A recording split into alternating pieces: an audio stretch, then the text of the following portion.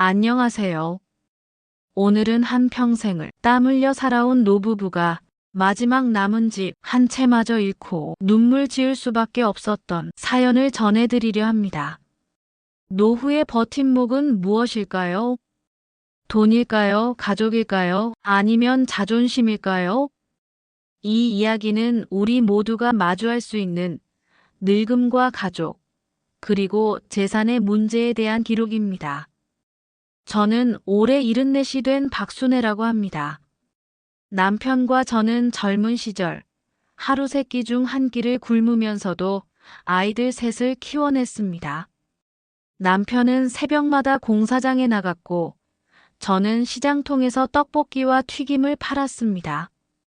손에 굳은 살이 박히고 허리가 굽어도 웃을 수 있었던 건 우리 집 한 채를 마련하겠다는 희망이 있었기 때문입니다. 마침내 40대 초반 낡았지만 작은 아파트를 장만했을 때의 기쁨은 아직도 잊히지 않습니다. 그날 밤 남편이 제 손을 꼭 잡으며 말했죠. 여보, 이제 우리도 진짜 집이 있네. 어디 비 맞지 않고 눈 맞지 않고 아이들 키울 수 있는 집이 말이야. 그 집은 단순한 벽돌덩이가 아니었습니다. 우리의 청춘, 고생, 그리고 인생의 자존심이었어요. 세월이 흘러 아이들이 다 컸습니다. 큰아들은 결혼을 하고 작은아들은 회사원이 되었으며 막내딸은 교사가 되었습니다. 저희는 이제 집에서 손주들 재롱을 보는 게 가장 큰 낙이었죠. 그러던 어느 날 큰아들이 집에 찾아와 말했습니다. 어머니, 아버지, 제가 사업을 시작해야 하는데 집 명의를 제 앞으로 하면 은행 대출이 잘 나옵니다. 잠깐만 빌려주시면 됩니다. 순간 제 가슴이 철렁 내려앉았습니다. 남편은 단호하게 말했죠. 안 된다. 이 집은 우리 노후의 전부다. 빌려줄 수 없다. 하지만 아들은 무릎까지 꿇으며 애원했습니다. 아버지, 믿어주세요. 성공해서 몇 배로 효도하겠습니다. 우리 가족이 더 잘 살 수 있는 기회예요. 남편은 고개를 저었지만 저는 흔들렸습니다. 그래, 피부치인데 믿어야지. 이 집 한 번쯤은 도움이 되어야 하지 않겠나? 그때 저는 몰랐습니다. 그 선택이 우리 삶을 송두리째 흔들게 될 줄은. 아들은 사업에 뛰어들었지만 세상은 그렇게 호락호락하지 않았습니다. 처음엔 번듯한 사무실을 차리고 직원도 두며 잘 나가는 듯 보였지만 1년이 채 지나지 않아 대출 독촉장이 집으로 날아왔습니다. 남편은 그 종이를 들고 한참을 말없이 서 있었습니다. 여보, 이게 무슨 뜻이야? 우리 집이 경매에 넘어간다고. 그제서야 아들이 사실을 털어놓았습니다. 사업이 망했고 집은 담보로 잡혀 있다는 것.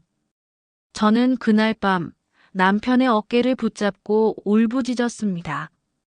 우리 평생 피땀 흘려 모은 집인데 그걸 내가 한순간에. 아들은 고개를 숙이고 아무 말도 하지 못했습니다. 며칠 뒤 아들은 연락조차 끊어버렸습니다. 집이 경매로 넘어간 날 우리는 작은 집 몇 개만 싸들고 이웃들 앞에서 나왔습니다. 평생 자랑이었던 집이 하루아침에 우리 손을 떠나자 세상 모든 게 무너진 듯 했습니다. 새로 얻은 집은 오래된 원룸. 비좁고 습기가 가득했지만 갈 곳이 없으니 버틸 수밖에 없었죠. 밤이면 남편이 한숨을 쉬며 중얼거렸습니다.